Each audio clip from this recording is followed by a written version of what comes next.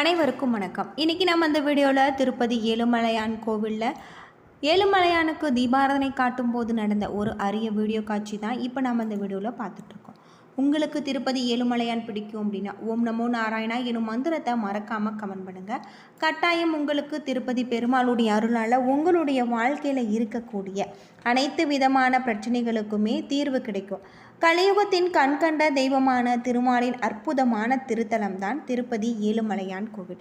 இந்த கோவிலில் வழிபடுவது நம்முடைய வாழ்க்கையில் இருக்கக்கூடிய அனைத்து விதமான பாவங்களும் தீரும். 108 திவ்ய தேசங்களில் ஒன்றாக இருக்குது.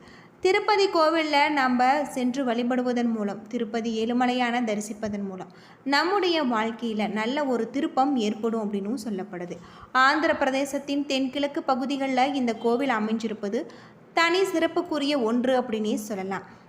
அது மட்டும் இல்லாமல் திருப்பதி மாவட்டத்தில் அமைந்திருக்கக்கூடிய ஒரு வைணவ தலமாகும். திருப்பதி மகாராஜி இந்தியாவில் உள்ள மிக முக்கியமான திருத்தலங்களில் ஒன்று. இங்கு பல ஆயிரக்கணக்கான பக்தர்கள் வராங்க.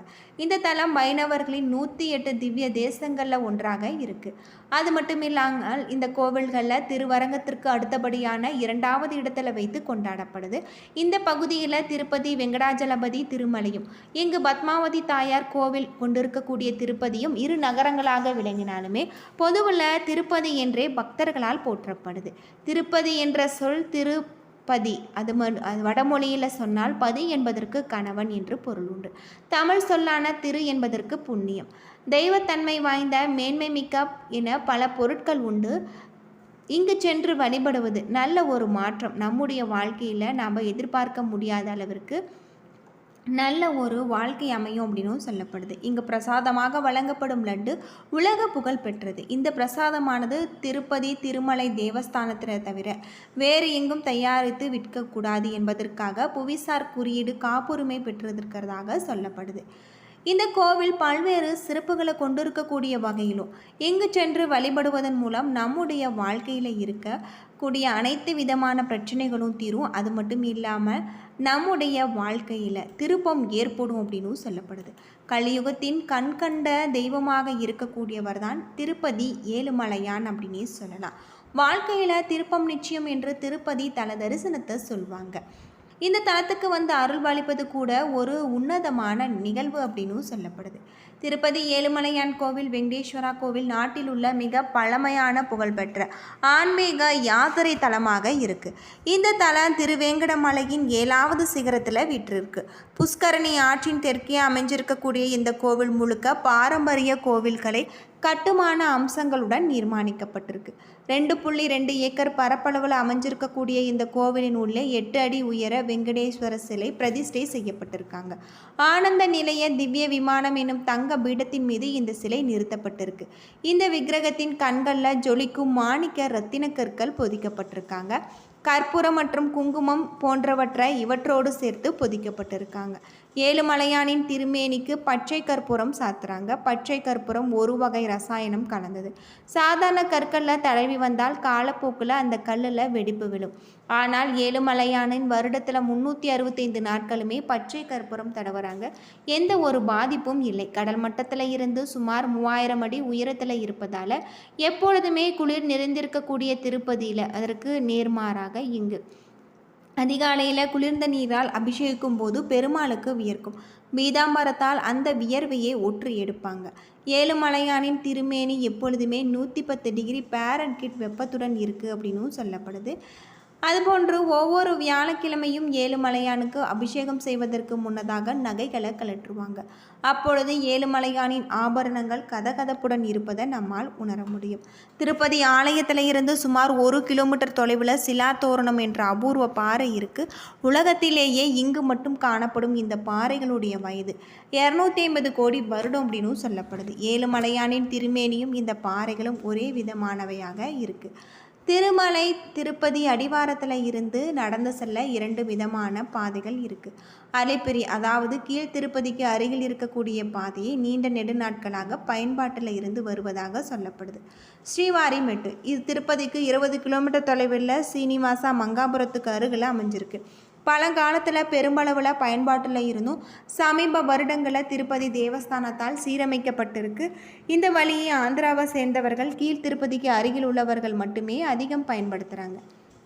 வராக சுவாமியை வணங்கிவிட்டு நாம் வெங்கடேஸ்வரரை தரிசிக்க வேண்டும் எனும் நெறிமுறை கடைபிடிக்கப்பட்டு வருவது குறிப்பிடத்தக்க ஒன்றாக இருக்குது அப்படின்னே சொல்லலாம். கிருஷ்ண அவதாரத்தை முடித்து பெருமாள் வைகுண்டத்தில் தங்கியிருக்கார். பூலோகத்தில் கலியுகம் தொடங்கி அநியாயங்கள் பெருகியது. மீண்டும் இறைவனின் பேரில் அவதாரம் எடுக்க வேண்டி காசியப்பர் முனிவர் தலைமையில் முனிவர்கள் யாகம் நடத்தியிருக்காங்க. யாகத்தை காண வந்த நாரதர் யாகத்தின் பலனை யாருக்கு தரப்போகிறீர்கள் என்று கேட்டிருக்காரு. அதற்கு பலனை சாந்தமான மூர்த்திக்கே தருவதென முடிவு செஞ்சிருந்ததாக சொல்லியிருக்காங்க. மும்மூர்த்திகளை சாந்தமானவரை தேடி பிருகு முனிவர் வைகுண்டம் சென்றார். திருமால் பிருகு முனிவரை கண்டு கொள்ளாமல் இருக்க அவருடைய மார்பில் எட்டி உதைத்திருக்காங்க. திருமால் கோபம் கொள்ளாமல் உதைத்த பாதத்தை தடவி கொடுத்திருக்காங்க. பொறுமையும் அமைதியும் நிறைந்த திருமாலுக்கு யாக பலனை தருவதென்று முனிவர்கள் முடிவெடுத்திருக்காங்க. மார்பில் உதைத்த பிருகு முனிவரை தண்டிக்கும்படி லட்சுமி சொல்ல திருமால் மறுத்துவிட்டார். லட்சுமி கோபம் கொண்டு பார்க்கடலில் இருந்து கிளம்பி பூலோகத்தை அடைந்து தவத்தில் ஆழ்ந்ததாகும். திருமாலும் திருமகளை தேடி உலகத்தில் சுற்றி அலைந்து வேங்கட மலையில் வந்து ஒரு புற்றுல கண்மூடி அமர்ந்தார். அவருக்கு பசித்தது. இதை பற்றி நாரதர் தவத்தில் இருந்த லட்சுமியுடன் சொல்ல லட்சுமி வருத்தமடைந்தார். நாரதர் அவரிடம் திருமாலின் பசியை போக்க உபாயம் சொன்னார். அதன்படி பிரம்மாவும் சிவனும் பசுவாகும் கன்றுவாகும் மாற லட்சுமி தாயார் அவற்றின் எஜமானி போல வேடமடைந்து அந்த பகுதியை ஆட்சி செய்த மன்னனிடம் விற்க சென்றிருக்காங்க. மன்னன் வாங்கிய பசு மேய்ச்சலுக்கு செல்லும் பொழுது இங்கு பசுவை மேய்த்த இடையன் பசுவின் பின்னால் சென்று புற்றில் பால் சொரிவதை கண்டான். கோடாரியால் பசுவை அடிக்க முயன்றான். கோடாரி தவறி புற்றுக்குள் இருந்த பெருமாளின் தலையில் பட்டு ரத்தம் சிந்தியது. தன்னுடைய காயம் தீர மூடியை தேடிச் சென்ற பெருமாள் ஆசிரமம் ஒன்றை கண்டார். அது வராகமூர்த்தியின் ஆசிரமமாக இருந்தது. அங்கிருந்து வகுலாதேவி இங்கு தன்னுடைய பிள்ளையான திருமாலின் முகத்தை கண்டவுடன் பாசத்தில் மூழ்கினாங்க. திருமாலும் அன்புடன் வகுலாதேவியை அம்மா என்று அழைத்தாங்க. வகுலாதேவி தன்னுடைய பிள்ளைக்கு சீனிவாசன் என பெயரிட்டார். தன் பிள்ளையின் காயம் தீர மருந்திட்ட பசுப்போக்கிட கனிகளை தந்தார். இந்த நிலையில் சந்திரகிரி என்ற பகுதியை ஆகாசராஜன் என்பவன் ஆண்டு வந்தான். பிள்ளை வரவேண்டி தன்னுடைய குலகுரு சுகா முனிவர்களின் ஆலோசனையின்படி புத்திர காமேஷ்ட யோகம் செய்ய நல்ல நேரம் குறித்தார். யாகம் செய்யும் இடத்தை செம்மைப்படுத்தும் போது பூமியில் புதைத்திருந்த பெட்டிக்குள் தாமரையில் படுத்த நிலையில் ஒரு பெண் குழந்தை கிடைத்தது. தாமரைக்கு பத்மம் என பெயருண்டு. எனவே குழந்தைக்கு பத்மாவதி என பெயரிட்டிருக்காங்க. ராம அவதாரத்தின் போது வேதவதி என்னும் பக்தை ராவணனை மலானனாக பெற வேண்டி தவம் செய்ததாகும். ராமனும் அவளிடம் பின்னால அவளை மனம் செய்து கொள்வதாக வாக்குறுதி தந்தார். அதன்படி வேதவதி பத்மாவதியாக பிறந்து ஆகாசராஜனின் மகளாக வளர்த்து வந்தார். சீனிவாச பெருமாளுக்கும் பத்மாவதிக்கும் இனிதே திருமணம் நடந்தது.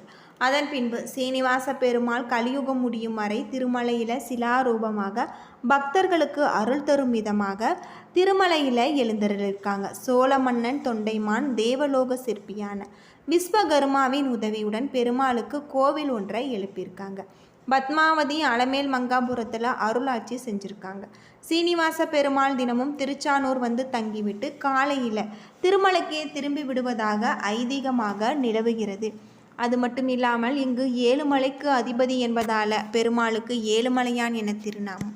சித்தூர் மாவட்டத்தில் கிழக்கு தொடர்ச்சி மலை அடிவாரத்தில் அமைந்திருக்கக்கூடிய திருப்பதி இந்த நகரத்தை ஒட்டிய திருவேங்கட மலையின் மீது தான் திருப்பதி ஏழுமலையான் காட்சி தராரு அப்படின்னே சொல்லலாம். என்ன நண்பர்களே, இந்த வீடியோ உங்களுக்கு பயனுள்ள ஒரு தகவலை தந்திருக்கும்னு நினைக்கிறேன்.